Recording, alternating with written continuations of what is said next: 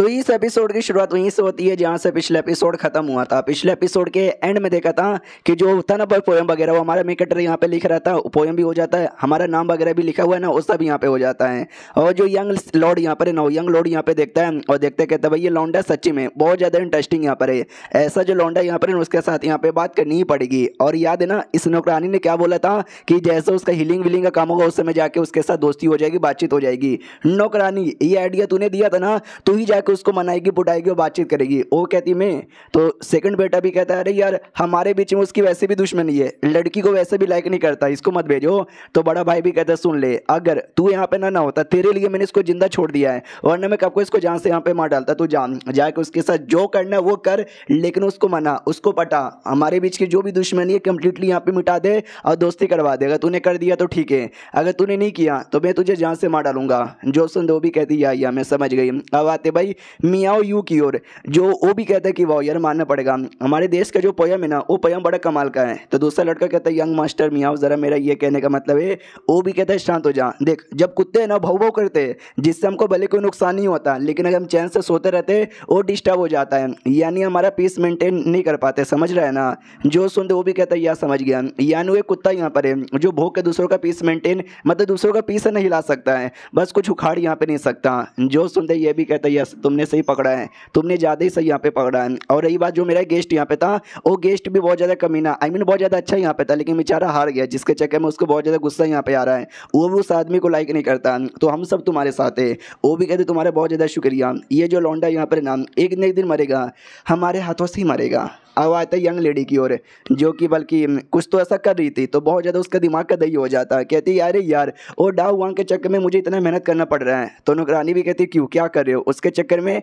ये भी कहती यार तुमने सुना नहीं क्या उसके पास ज्यूली वाला टैलेंट यहाँ पर है, और ऐसे टैलेंटेड बंदे को लेवल अप करवाने के लिए बहुत सारे रिसोर्सेज यहाँ पे देने पड़ते, कमाल कमाल की चीज़ें देने पड़ते हैं। तो मैं बस चेक करी थी हमारी फैमिली में ऐसे चीज़ें हैं या नहीं है। मुझे 2-4 आइटम मिले हैं जो हमारे फैमिली में नहीं है, बाहर से लाना पड़ेगा लेकिन बहुत ज़्यादा महंगे हैं। जो सुनते नौकरानी भी कहती है अब क्या कर सकते हैं यार, ज्यूली का जो टैलेंट यहाँ पर है। और रही बात आपका, आप तो गुस्सा थी ना उससे, ये भी कहती है मैं गुस्सा हूँ, मैं तो और ज़्यादा गुस्सा हूँ। अरे चीटी वाला टैलेंट होता है ना वही ज़्यादा सही होता है, ये ज्यूली का टैलेंट निकलना जरूरी था क्या यार।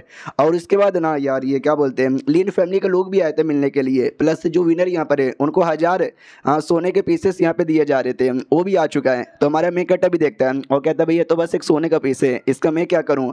गार्ड कहता है भाई मिट्टी का नहीं सोने का पीस है, सोने का। हमारा मेक कट्टा भी कहता है हाँ तो भाई खाना पीना मिलता तो मैं खा लेता, अब ये सोना मैं किसके गांड में डालूं। जो सुन तो वो भी कहता है नहीं भाई तुझे डालने की जरूरत यहाँ पे नहीं है। अच्छा तुझे ये समझ नहीं आ रहा कि सोना तू कैसे खर्च करे, तो तुझे मालूम है क्या करना है, तुझे इसको ले जाकर हमारे पास जमा कर दे, हम बदले में तुझे पैसे यहाँ पे दे देंगे और पैसे का तुझे जो करना है वो कर लेना। ये भी कहता है अच्छा ऐसा बोलो नहीं है कि तुम मुझे इसके बदले पैसे दोगे। वही तो सोने का मैं क्या करूँ भाई, सोने का नहीं मुझे कुछ करना, मुझे पैसे चाहिए। तो पैसे वैसे मिलते हैं, ये आता मार्केट में जो सामान इसको अच्छा यहाँ पे दिखता है वो बाई कर रहा था, तब ये एरिया में भीड़ लगा हुआ था। तो ये भी देखता भी क्यों भीड़ लगा हुआ है, तो कुछ बंदे यहाँ पे थे वो एक्रोबैटिक्स यानी भाई करतब दिखा रहे थे। हमारा मेक कट्टा कहता नाइस, फिर कुछ सामान बाई कर लेता, थोड़ा सा अपने लिए, थोड़ा सा नौकरानी के लिए, थोड़ा सा यंग लेडी के लिए और थोड़ा सा अपने गार्ड के लिए भी, प्लस बरा बनाने का सामान भी ले लेता है। और एक बात मैंने नोटिस किया, ये दुनिया में जो पैसे होते हैं ना उनका कलर, उनका शेप, उनका साइज उससे डिसाइड होता है कि भाई किसकी कितनी कीमत होगी। हमारे यहाँ रहता है ना 10 रुपया 20 रुपया 30 रुपया, वहाँ पे शेप और कलर से डिसाइड हुआ कि इसका कलर इतना है तो इसकी इतनी कीमत है, उसका उतना है तो उसकी उतनी कीमत है। तभी एक आवाज़ आती है कि भाई ये चोर है, मारो चोर को, मारो मारो मारो। तो एक छोटी बच्ची यहाँ पे थी, उसको लिटरली एकदम कोड़े से मारा जा रहा था। और जो मालिक यहाँ पे था वो कहता है कि हाँ ये कमीनी मेरे दुकान में आई, इसने मुझे दवा का लिस्ट यहाँ पे दिया, मैंने बोला अभी मैं तुमको दवा निकाल के देता हूँ, लेकिन इसके पास पैसे ही नहीं थे, ये दवा चोरी करके भाग रही थी और मारो उसको। तो नौकर और ज़्यादा मारने लग जाता है। तो हमारा मेक कटर भी आता है और कहता रुक जाओ, ये तुम क्या कर रहे हो प्लीज़ यार, तुमको शर्म यहाँ पे नहीं आती भाई, एक छोटी सी बच्ची यहाँ पर है, इसने दवा चोरी किया, हो सकता है इसके फैमिली में कोई बीमार हो और इसके पास पैसे ना हो। तो नौकर भी कहता है साले तू है कौन है। तो मालिक बीच में आता, कहता है नौकर के बच्चे चुप हो जा, अरे यार मिस्टर जी क्वीन ये मेरा नौकर यहाँ पर है, इसकी बात का बुरा मत मानिए, मिलके अच्छा लगा। नौकर भी कहते जी क्वीन भाई ये तो वही है ना जो कल कंपटीशन यहाँ पे जीत चुका था। सब लोग कहते या मैंने सुना इसने मुक्का मार के पूरा फोनिक्स यहाँ पे उड़ा दिया था, मैंने दूर से देखा भी था। लड़कियां भी अपने घरों से बाहर आती क्या मिस्टर जी क्वीन है, अरे बड़ा हैंडसम लड़का है, कभी आओ ना हमारे हवेली पे।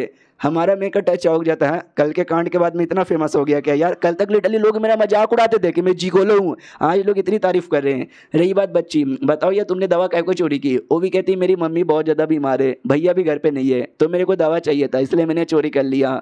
हमारा मेकअप अभी कहता है कि अच्छा कोई बात नहीं यार, कोई बात नहीं, बस तुमको चोरी नहीं करनी चाहिए थी यार, तुम्हारे बदले रुको मैं पैसे दे देता हूँ। तो वो पैसे निकाल के देते कि सुनो बच्ची का जो भी दवा है ना ये लो उसके बदले पैसे।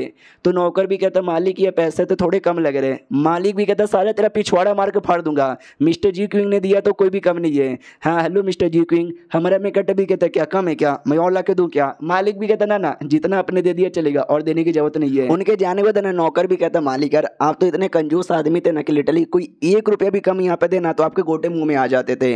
भैया आपने इतने कम पैसे में काम यहाँ पे चला लिया। वो भी कहता सुन मेरी बात यार, कोई ऐसा वैसा बंदे का पैसा नहीं है भाई, जी क्विंग का है। तो मैं 2-4 दिन तक ना भाई ये एटीट्यूड दिखाऊंगे भाई, जी क्विंग मेरी दुकान से आया मेडिसिन लेके गया तो हमारी दुकान का थोड़ा सा प्रमोशन भी हो जाएगा। और सेकंड बात यार वो बच्ची तुमने देखा नहीं क्या, बच्ची बड़ी गरीब यहाँ पे थी, एक फूटी कौड़ी भी उसके पास नहीं थी, लेकिन जो दवा उसके लिस्ट में लिखा हुआ था वो सारी बड़ी बड़ी महंगी महंगी दवाएं, और ज़्यादा के दवा हमारे दुकान में पाया भी नहीं जाता। तो भाई कोई मतलब ही नहीं था यार ज़्यादा पैसा यहाँ पे लेकर। तभी पीछे से ये औरत यहाँ पे आती है और कहती सुनो यार मुझे बताओगे जो दवा का लिस्ट यहाँ पे था उसमें कौन कौन सी दवाएं थी? तभी जो हमारा मेकेटर ना दूसरे एरिया में आता है, दूसरे किसी दवा खाने में दवा लेने के लिए, और कहता बच्ची टेंशन मत लो, जो दवा तुमको चाहिए वो दवा मैं तुमको दिला दूंगा। बाई चांस यहाँ पे नहीं मिला हम दूसरे किसी और में जाएंगे, वहाँ नहीं मिला तो हम किसी और में जाएंगे।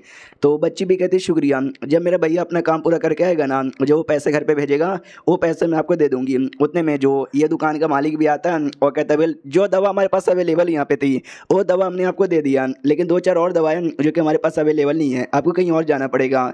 और हाँ ये जो पैसे वगैरह देने की जरूरत नहीं है, किसी और ने पैसे दे दिया, अगर आपको एतराज ना हो तो ये मैं आपको डायरेक्ट घर पे तक भी पहुँचा सकता हूँ। उसके बाद ना दूसरे दुकान में आता है बाकी दवा लेने के लिए भी, तो वहाँ पर भी सेम रिप्लाई आता है कि 1-2 दवा हमारे पास भी नहीं है, हाँ लेकिन भाई पैसे दे दिए गए हैं, पैसे देने की जरूरत नहीं है। किसी और दुकान में भी आता है वहाँ पे भी सेम रिप्लाई आता है। तो हमारा मेकटर को बहुत ज़्यादा हैरानी होती है, भैया कौन है जो कि मेरे से पहले हर दुकान में चल जा रहा है और एडवांस में पैसे यहाँ पे दे रहा है, भाई कौन है और क्यों ऐसा कर रहा है? तभी पीछे से वही औरत आती है और कहती है यार ये गरीब बच्ची यहाँ पर है तो प्लीज़ यार चल के जाने में काफ़ी दिक्कत भी होगा, ऊपर से घर पर मम्मी बीमार है, तो भाई जितना जल्दी हो सके उतना जल्दी जाना चाहिए।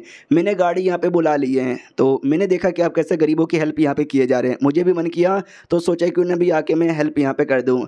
तो हमारा मेकअप समझ जाता अच्छा ये वही लड़की है जो हमेशा आके भाई मेरे बदले एडवांस में पैसे दे रही है। उसके बाद वो बच्चे घर पे आते हैं, बच्ची की माँ को दवा दिया जाता है तो माँ सो जाती है, बच्ची भी कहती है भाई शुक्रिया, लेकिन वो दीदी पता नहीं कहाँ चली गई, उस दीदी ने भी हेल्प यहाँ पे किया था, लेकिन भाई दीदी आपको देख के बहुत ज़्यादा गिल्ट में यहाँ पे थी, दीदी ने कुछ आपको किया था क्या? तो ये भी कहता नहीं यार समझो बस वो एहसान का बदला चुका रही थी और कुछ भी नहीं। ये भी कहती है एहसान का बदला क्या, उसने आपसे बहुत सारे पैसे उधार लिए थे। उतने में जो भाई है ना वो आ जाता है और कहते कि अरे मुझे खबर यहाँ पे मिली कि मम्मी बहुत ज़्यादा बीमार है तो मैं आ गया चेक करने के लिए। बोलो मम्मी ठीक है ना? और ये भाई कोई और नहीं है बल्कि वही बदतमीज लौंडा है जिसका सबसे पहले 4.9 मीटर यहाँ पर आया था, जो एटीट्यूड हमारे मेकअप को दिखा रहा था, ये वही यहाँ पर है। और ये चैप्टर यहीं पर ख़त्म भी हो जाता है। तो हम मिलते हैं किसी और वीडियो में, जब तक के लिए बाय बाय।